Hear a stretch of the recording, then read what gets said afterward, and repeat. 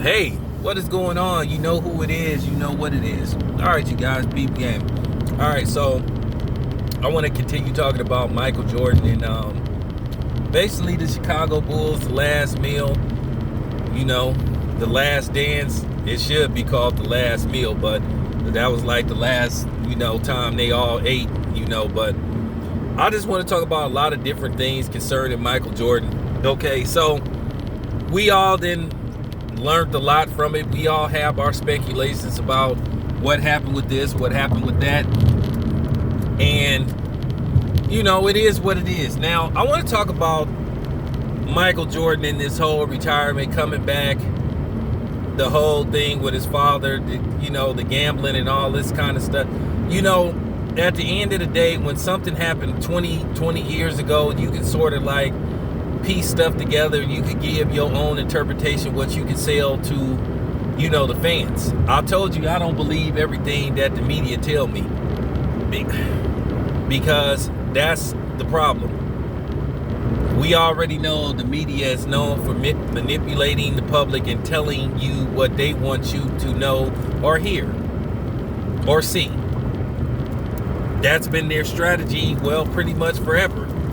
So, with that being said, let me talk about Michael Jordan's retirement, the thing with his father, the gambling situation, the retirement, and then coming out of retirement. This is my interpretation. Did Michael Jordan's gambling have anything to do with his father? Was it just a coincidence? Look, you could draw your own conclusion to that, but from what I seen, Michael Jordan had a serious gambling problem. I mean, he wanted to bet on everything. There was rumors that he would bet people's cards and stuff, even when he played with the Washington Wizards and stuff. That's a serious gambling problem. And people can sit up there and say, oh, well, I was just having fun. But man, when you like gamble and you want to bet money on everything, that's a problem. Because we done heard more about Michael Jordan and the gambling stuff, just beyond this documentary. Of course, they're going to say what and put out what Michael Jordan wants you to put out. At the end of the day, Michael Jordan still have final say-so over how the documentary is put together. He has to sign off on it. He has to sign his name on the dotted line. So if Michael Jordan wants something taken out, they'll take it out. Do not be fooled by that. I know for a fact, okay, that you have to sign off on anything. You think Michael Jordan gonna let you put out something that he don't approve, that he don't see? You see, he was looking at all the interviews and what people said about him. So now let's talk about the retirement. Do I think Michael Jordan was coming back all alone? When Michael Jordan first retired, and this is before all this came out, I was like, he'll be back. When he first retired, me and my brother knew he'd come back. I never believed that he was completely done with basketball. He could say he was worn out and all this kind of stuff. I just think my own personal interpretation is, I don't think David Stern suspended him, but I do think he told him to sit for a little bit,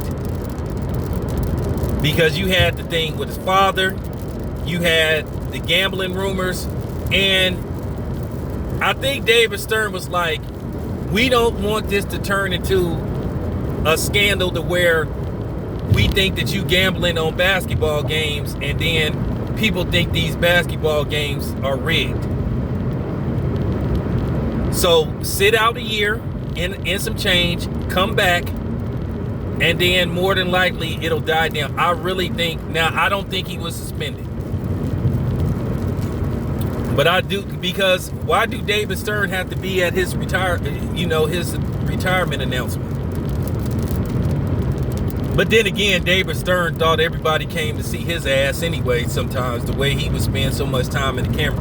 But I do think it's something to the retirement. That's my own personal opinion. If you don't believe me, that's fine. I don't give a shit. If you disagree with me, that's fine. I don't give a shit. But that's my personal opinion. I always believed that Michael Jordan would return. I believed that they asked him to sit. He can sit up there and say, oh, I was tired. Man, do you think I buy and believe everything that come out of Michael Jordan's fucking mouth? It's already been proven that Michael Jordan stretched the truth. Y'all Negroes and some of y'all fanboys and fangirls act like everything that come out of Michael Jordan's mouth is the honest to God truth. Like I said, I believe it was a mixture of everything, and I do think he was burnt out. I think it was one of them situations. Hey, I'm burnt out. I got all it. I'm stressed out. I got the stuff with my dad. I got this gambling stuff. People ask me about gambling. People thinking that, you know, my gambling has something to do with my father passing away and all that kind of shit.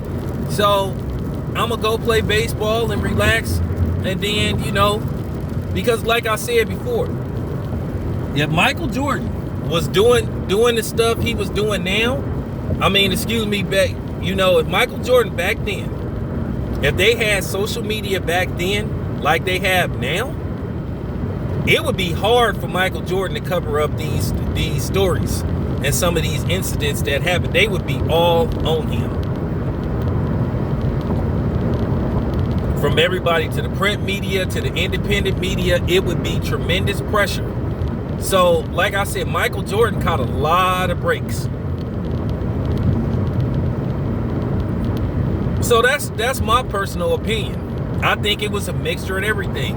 I don't think he was technically suspended, but I do think he was worn out. He was stressed out, and I do think he needed to try something else for a little bit.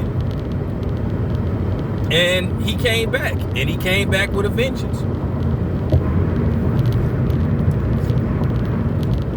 So that's my personal opinion on the retirement. This your boy Town Biz. I'm out.